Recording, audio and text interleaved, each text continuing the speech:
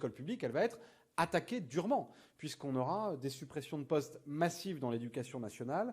Or, on a aujourd'hui des phénomènes de surcharge scolaire dans un certain nombre d'établissements. On a aujourd'hui des besoins qui sont considérables. Nous sommes emmenés à nous prononcer aujourd'hui sur un pan de notre histoire que nous avons longtemps refusé de voir, celle du rapt de plus de 2015 enfants de la Réunion pendant 20 ans.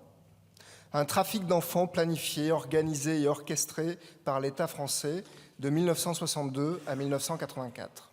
Est-ce que l'État ne pourrait pas s'avancer sur créer une sorte d'offre cadrée que les banques auraient l'obligation ou non de mettre à disposition et qui cadrerait à la fois les délais d'ouverture, le prix, la question du taux d'intérêt, qui sont directement versés au système bancaire, alors que dans la grande majorité des candidats qui contractent un prêt, on sait très bien que la République finira par payer. Donc est-ce que les intérêts pris par les banques sont toujours légitimes? L'État français vous a nié le droit à vivre auprès de vos familles. L'État français vous a ensuite nié le droit à la vérité sur vos origines et ce que vous avez subi. Nous vous devons au moins aujourd'hui le droit à la justice et à la réparation. Ce texte, il est qualifié de projet de loi simplification, c'est un mensonge, c'est une fake news.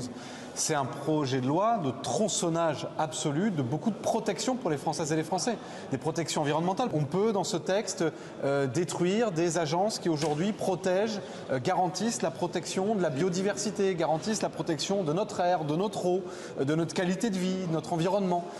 Donc ça ne simplifie rien du tout, au contraire. Le rapporteur s'interrogeait à travers un certain nombre de ses questions sur le fait qu'il y ait une chaîne d'information de trop.